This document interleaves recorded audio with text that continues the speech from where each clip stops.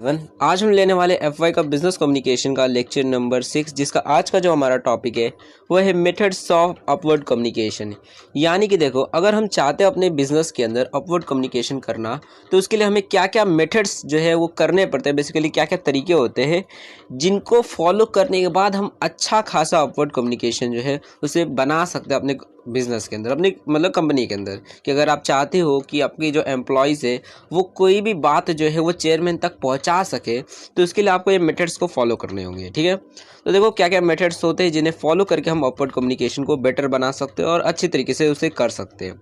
तो देखो, सबसे पहला जो मेथड होता है वो होता है ओपन डोर पॉलिसी। अब देखो, ओपन डोर पॉलिसी का मतलब क्या होता है, इसके लिए आपको क्लोज डोर पॉलिसी को भी समझना होगा। देखो, क्लोज डोर पॉलिसी का मतलब होता है, जैसे मान लो एक चेयरमैन है, ठीक है। अब चेयरमैन के ऑफिस में अगर कोई एम्प्लॉय है और वो घुस आता है कुछ बात बताने के लिए, सर देखिए मेरे को आपको कुछ डॉक्यूमेंट दिखाना था, ठीक है, या फिर सर देखिए मुझे आपको कुछ बात बतानी है। अब ऐसे टाइम पर चेयरमैन क्या बोलता है उस एम्प्लॉय को कि तेरे को बोला कौन अंदर घुसने के लिए, बाहर निकल, अपॉइंटमेंट लेके अंदर फिर आना बात करने। तो ऐसे टाइम पर देखोगे तो इसे हम क्लोज डोर पॉलिसी बोलते हैं। यानी क्या कि अगर आपसे छोटे पोस्ट का कोई आदमी अगर आता है आपके पास बात करने के लिए, और अगर आप उसको अंदर आने नहीं देते हो बात करने के लिए, तो उसे क्लोज डोर पॉलिसी बोला जाता है। ठीक है, किसी को आप अंदर आने नहीं दे रहे हो बातचीत करने के लिए। अब ओपन डोर पॉलिसी क्या होता है, जैसे मान लो एक मैनेजर है, ठीक है। अब मैनेजर के पास अगर सुपरवाइजर आता है बोलने के लिए, सर देखो ये एम्प्लॉयज लॉग का डॉक्यूमेंट है, ये लो जमा कर दो और ऊपर भेज देना। अब ऐसे टाइम पर अगर मैनेजर बोलेगा ऐसा सुपरवाइजर को, तेरे को कौन बोला अंदर आने के लिए, तेरे को परमिशन किसने दी, तू अंदर कैसे आया। तो बेसिकली ऐसे टाइम पर देखोगे तो जो इन्फॉर्मेशन है, मान लो एम्प्लॉय ने कुछ डॉक्यूमेंट दिया था सुपरवाइजर को कि सर जाकर आप दे देना, थोड़ा चेयरमैन तक पहुंचाना है। अब यहाँ पर अगर मान लो मैनेजर उसको अंदर आने ही नहीं देगा, ऐसे टाइम पर वो इन्फॉर्मेशन जो है वो मैनेजर तक पहुंचेगी नहीं, जिसकी वजह से वो इन्फॉर्मेशन चेयरमैन तक भी नहीं पहुंचेगी। और ऐसे टाइम पर देखो तो अपवर्ड कम्युनिकेशन हो नहीं पाएगा कि एम्प्लॉय जो थे वो कुछ इन्फॉर्मेशन देना चाहते थे चेयरमैन को, लेकिन वहाँ तक पहुँच नहीं पाएगी, क्योंकि देखो ये जो मैनेजर है ये आने ही नहीं दे रहा है, मतलब सुपरवाइज़र की बात ही नहीं सुन रहा है। तो इसलिए ओपन डोर पॉलिसी को हमें फॉलो करना रहेगा कि मतलब अगर आपसे छोटे का पोस्ट का कोई आदमी है जो अगर आपके पास आता है आपसे कुछ इन्फॉर्मेशन शेयर करने के लिए, तो आपको उसकी बातों को सुनना चाहिए, समझना चाहिए वो क्या कहना चाहता है, उसके बाद उसके ऊपर रिएक्ट करके उस हिसाब से जो भी आपको सिचुएशन पे लगता है क्या करना है वो करना चाहिए। ठीक है, तो ओपन डोर पॉलिसी ये सबसे पहले चीज़ आपको फॉलो करनी है। देखो, दूसरा जो मेथड होता है अपवर्ड कम्युनिकेशन का वो होता है सोशल गैदरिंग। अब देखो इसका मतलब क्या हो गया, जैसे कंपनी के अंदर पार्टी होती है, वो सारी चीज़ें होती है ना, जिसके अंदर जो जितने भी पोस्ट के लोग होते हैं, जैसे एम्प्लॉय हो गया, मैनेजर, सुपरवाइजर, सब मिलकर मतलब एक साथ रहते हैं, सब एक दूसरे के साथ मतलब थोड़ा पार्टी मनाते हैं, सब एक दूसरे के साथ अच्छे तरीके से बात करते हैं। तो ऐसी सारी चीज़ें भी करनी चाहिए। अब इसके लिए ऐसा करने से फ़ायदा क्या होगा, तो देखो अगर मान लो कोई एम्प्लॉय है और ऐसी पार्टी में वो भी नाच रहा है, गा रहा है, तो ऐसे टाइम पे अगर मान लो उसको कोई प्रॉब्लम याद आ गई कि मैंने ये गलती की थी, तो वो मैनेजर को उस टाइम पे बता सकता है कि सर देखो मैंने गलती की थी। और क्योंकि देखो यहाँ पर हंसी खुशी का माहौल रहेगा, जिसकी वजह से उसको बोल भी देगा चल कोई बात नहीं, अगली बार मत करना है ऐसे। तो ऐसे जो सोशल गैदरिंग्स होती है, पार्टी हो गया, ऐसे कुछ हो गया, तो ऐसे टाइम पर जो होते हैं जितने भी लोग होते हैं अलग अलग पोस्ट पे बैठे हुए, सब एक साथ आ जाते हैं, एक साथ मिलकर बातचीत करते, पार्टी मनाते, हंसते गाते। तो जिसकी वजह से उनके साथ जो भी बातचीत होती है वो फॉर्मल नहीं होती, वो इनफॉर्मल तरीके से हो जाती है। सब एक दूसरे को दोस्त समझ के बातचीत करने लग जाते हैं कि मतलब मैनेजर रहता है, एम्प्लॉय रहता है, एम्प्लॉय मैनेजर का कंधा पकड़ के नाच रहा रहता है, ये सारी चीज़ें हो रही रहती है। तो ऐसे सोशल गैदरिंग करनी चाहिए ताकि जो एम्प्लॉयज़ है वो फ्रीली, मतलब उनको लगे कि मतलब ये डर ना लगे वो क्या बोलेगा पार्टीज में। बेसिकली क्योंकि लगता है देखो नाचने भी लग जाते हैं, जो सीनियर रहता है उसको भी पकड़ के नाचने लग जाते हैं। तो ऐसे टाइम पर उनको बेसिकली थोड़ा ये लगता है कि दोस्त से मैं बात कर रहा हूँ। तो इसलिए सोशल गैदरिंग करनी चाहिए ताकि जो छोटी पोस्ट के लोग हैं वो बड़ी पोस्ट के साथ जो भी उनकी प्रॉब्लम्स है वो शेयर कर सके, बातचीत कर सके। उसके बाद तीसरा होता है सजेशन स्कीम्स। अब देखो इसका मतलब क्या होता है, सजेशन स्कीम्स का मतलब होता है कि देखो कभी कभी क्या होता है, कोई काफ़ी सारी कंपनी होती है जैसे स्कीम बना देती है कि अगर मान लो कोई एम्प्लॉय है वो एक अच्छा सजेशन दे देता है कि मान लो कोई प्रॉब्लम है या फिर कुछ है ऐसा कुछ काम करने से रिलेटेड कि हम किस तरह से प्रोडक्शन करें कि हमारा ज़्यादा आउटपुट निकले, मतलब किस तरह से प्रोडक्शन किया जाए कि हमारा फ़ायदा ज़्यादा हो और लॉस कम हो, ठीक है, और कम समय में भी काम हो जाए। तो ऐसे टाइम पर क्या होता है कि मतलब एम्प्लॉयज़ लोग से सजेशन लिया जाता है कि आप बताइए आपको क्या लगता है, और जो सबसे अच्छा सजेशन दे देता है उसको कुछ पैसे, मतलब कुछ गिफ्ट मिल जाता है। तो ऐसे सजेशन मतलब स्कीम भी बनानी चाहिए ताकि जो एम्प्लॉयज़ है अगर उनके पास कुछ ऐसे सजेशन है या फिर कुछ ऐसे आंसर्स है जो उनके प्रॉब्लम को सॉल्व कर सकते हैं, तो वो बताए, जिसकी मदद से ऑर्गेनाइजेशन का फ़ायदा ही होगा ना। तो ऐसे सजेशन स्कीम्स भी कुछ मतलब इसे भी हमें अप्लाई करना चाहिए। तो उसके बाद होता है कंप्लेन बॉक्स। अब इसका मतलब होता है कि देखो अगर मान लो कि जैसे आपने सुना भी होगा कंप्लेन बॉक्स का कंसेप्ट, कि मतलब एक बेसिकली बॉक्स बनाया जाता है जहाँ पर किसी भी एम्प्लॉय को अगर किसी भी तरह प्रॉब्लम होती है तो वो लेटर लिख देता है और उस बॉक्स में डाल देता है, और महीने के एंड तक जितने भी प्रॉब्लम्स रहती है कंपनी जो रहती है वो देखकर उस बॉक्स के अंदर चेक करके उसे सॉल्व करने की कोशिश करती है। ठीक है, मतलब जो भी इश्यूज रहते हैं जो जिसे सॉल्व किया जा सकता है उसे कर देते हैं उन लोग। ठीक है, तो ऐसे कंप्लेन बॉक्स भी रखने चाहिए कि अगर मान लो कोई एम्प्लॉय है और वो चेयरमैन तक कुछ इन्फॉर्मेशन पहुंचाना चाहता है कि उसके साथ कुछ ऐसा हो रहा है, मान लो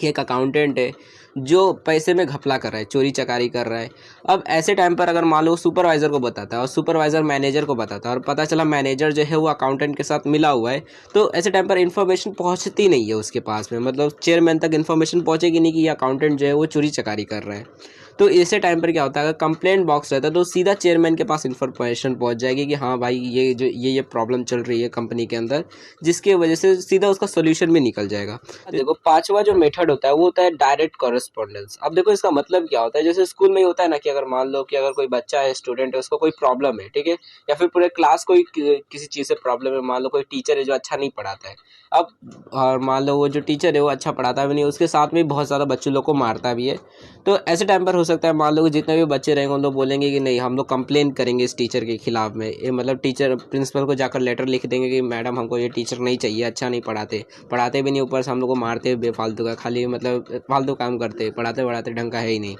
तो हमें नई टीचर चाहिए। तो इसके लिए हम लोग क्या करते हैं, मतलब पूरे क्लास के जो बच्चे रहते हैं उनका साइन वाइन लेकर बेसिकली वो जो लेटर रहता है वो जाकर हम लोग टीचर को दे देते हैं डायरेक्टली जाकर। ठीक है, ताकि मतलब बीच में अगर हम लोग टीचर को ही दे देंगे तो वो तो देगा ही नहीं ना आगे, तो इसलिए हम डायरेक्टली जाकर दे देते हैं। तो ऐसे इसकी मदद से भी जो इन्फॉर्मेशन है वो नीचे से ऊपर तक पहुंच जाती है। मतलब क्या कि अगर मान लो एम्प्लॉय है और उसको ऐसा कोई प्रॉब्लम दिखता है, मान लो सुपरवाइजर है जो ऐसा कुछ कर रहा है या फिर मैनेजर ऐसा कुछ कर रहा है, तो ऐसे लेटर्स जो है या फिर कोई भी प्रॉब्लम जो भी इश्यूज़ है वो उन लोग बेसिकली लेटर लिख के अपने खुद का, अगर उनको कोई प्रॉब्लम या फिर अपने सुपरवाइज़र है, मान लो सुपरवाइज़र है उसके साथ भी कोई प्रॉब्लम हो रहा है, मैनेजर उसके साथ कुछ कर रहा है, तो ऐसे टाइम पर जो एम्प्लॉयज़ है वो लेटर लिखकर डायरेक्टली जाकर चेयरमैन या फिर जिसको भी देना चाहते हैं वो दे सकते हैं उसे। ठीक है, तो ये भी करना चाहिए इसे भी कि मतलब ऐसे लेटर्स जो है डायरेक्ट कॉरेस्पॉन्डेंस की, अगर कोई प्रॉब्लम इशू है और अगर एम्प्लॉय लेटर लिख रहा है तो ये डायरेक्टली पहुंचाया जा सके चेयरमैन तक। ठीक है, तो ये भी होना चाहिए। उसके बाद होता है रिपोर्ट्स, यानी कि देखो अब मान लो चेयरमैन को जानना है कि एम्प्लॉय सही से काम कर रहे कि नहीं कर रहे। अब ऐसे टाइम पर अगर वो सिर्फ सुपरवाइज़र की बात पे रह जाता है, सुपरवाइज़र को पूछता है बता तू काम मतलब एम्प्लॉयज़ लोग ढंग से काम कर रहे कि नहीं कर रहे, तो ये भी हो सकता है सुपरवाइज़र झूठ भी बोल दे कि नहीं सर अच्छे से काम कर रहे। क्योंकि अगर ये बोलेगा मान लो कि नहीं सर अच्छे से काम नहीं कर रहे, तो वो बोलेगा तब तू क्या कर रहा है इधर, तू क्या इन लोगों का मुँह देख रहा है खाली। तो ऐसे टाइम पर हो सकता है वो जो सुपरवाइज़र है वो झूठ बोल सकता है, लेकिन अगर वो उससे रिलेटेड रिपोर्ट्स ले लेता है कि रिपोर्ट दे मेरे को कि कितना मतलब क्या क्या इन लोगों ने प्रोडक्ट बनाया था, कितना सप्लाई किया था तुम लोगों ने, कितना पैकेजिंग की थी, कितना वेस्ट हुआ था, ये सारी चीज़ों का मेरे को रिपोर्ट दो, जिससे मुझे पता चलेगा कि पिछले महीने का कितना था और इस महीने कितना है, और उस हिसाब से पता चलेगा ठीक से काम कर रहे कि नहीं कर रहे। तो ऐसे रिपोर्ट्स का भी रखना चाहिए ताकि चेयरमैन तक ये इन्फॉर्मेशन पहुँचे कि नीचे के जो लोग हैं एम्प्लॉयज़ है या फिर सुपरवाइज़र वो किस तरह से काम कर रहे हैं। नहीं तो पता चला नीचे के लोग काम ही नहीं कर रहे और ऊपर वाले को पास ये इन्फॉर्मेशन पहुंच रही है कि हाँ भाई अच्छे से ही काम कर रहे हैं। तो इसलिए रिपोर्ट्स लेना ज़रूरी है कि मतलब जो भी एम्प्लॉयज़ या फिर जो भी लोग हैं नीचे, उन लोग का प्रोग्रेस हो रहा है कि नहीं हो रहा है, उन लोग की परफॉर्मेंस कैसी, कैसे काम कर रहे हैं, ढंग से काम कर रहे हैं कि नहीं कर रहे, ये सारी चीज़ें पता चल सके। ठीक है, तो रिपोर्ट्स के बारे में भी कि मतलब रिपोर्ट्स लेने का एक बेसिकली कंसेप्ट रखना चाहिए कंपनी के अंदर। उसके बाद देखो सातवां जो मेथड होता है वो होता है काउंसलिंग। अब देखो काउंसलिंग का मतलब क्या होता है, इसका मतलब होता है कि देखो जो सुपरवाइजर्स होते हैं मतलब बेसिकली जो बड़े पोस्ट पे मान लो मैनेजर है उन लोग हैं, तो उन लोग क्या करते हैं कि वर्कर्स के पास जाते हैं और उनके साथ बातचीत करते हैं कि मतलब उनसे पूछते हैं कि बताइए आपको मतलब ये कंपनी के अंदर कैसा लग रहा है, मतलब इसके अंदर कोई आपको प्रॉब्लम तो नहीं लग रही है, आप बताइए इसके अंदर क्या क्या आपको प्रॉब्लम दिखती है, आपको क्या क्या चीज़ें फेस करनी पड़ती है। तो ऐसे टाइम पर हो सकता है काफ़ी सारे वर्कर्स कुछ प्रॉब्लम बताए कि नहीं आप लोग पगार सही टाइम पर नहीं देते हो सर, सारी चीज़ें तो ठीक है ये नहीं देते हो, जिसकी वजह से मेरा मन करता है मैं छोड़ के चला जाऊँ। तो ऐसे टाइम पर ऑर्गेनाइजेशन को पता चलेगा कि हाँ भाई एम्प्लॉयज़ लोग को ये प्रॉब्लम है कि इनको पगार सही टाइम पे नहीं मिलती, इसलिए लोग ढंग से काम नहीं करते, तो इसलिए अब से हम पगार सही टाइम पे देंगे ताकि इन लोग सही तरीके से काम कर सके। तो ऐसी काउंसलिंग करनी चाहिए, बेसिकली करती रहनी चाहिए कि मतलब एम्प्लॉयज़ को क्या क्या प्रॉब्लम्स हो रही है। क्योंकि देखो एम्प्लॉयज़ अगर ढंग से काम करेंगे, अगर मान लो एम्प्लॉय ढंग से काम नहीं करेंगे तो प्रोडक्ट अच्छा नहीं बनेगा, जिसकी वजह से प्रोडक्ट अच्छा नहीं बनेगा तो वो बिकेगा नहीं और ऑर्गेनाइजेशन का ही घाटा होगा। तो इसलिए एम्प्लॉयज़ ढंग से काम करने चाहिए,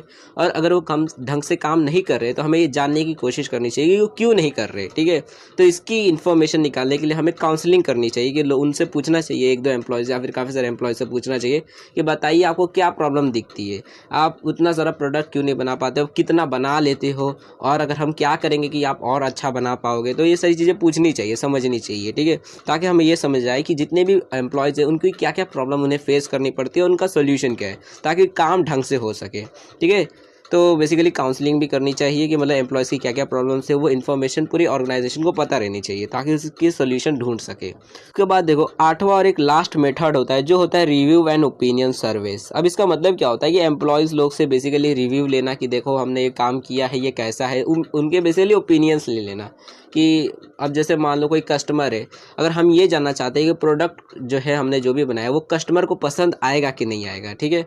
तो ऐसे टाइम पर, क्योंकि देखो हम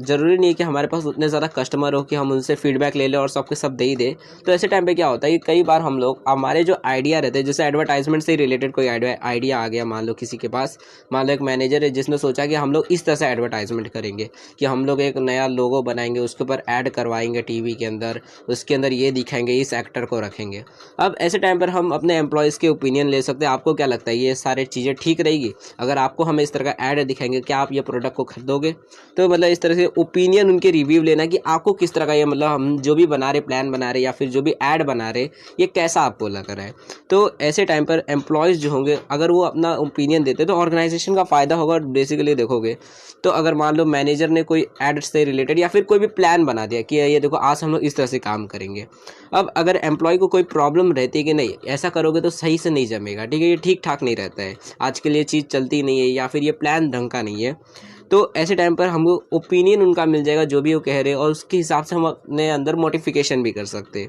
तो ऐसे रिव्यू एंड ओपिनियन सर्वे भी हमें करते रहने चाहिए कि मतलब एम्प्लॉयज़ लोग से पूछना चाहिए कि आपको कैसा लगता है, मतलब ये ठीक ठाक है कि नहीं। तो ऐसे सर्वेस लेने चाहिए, ठीक है।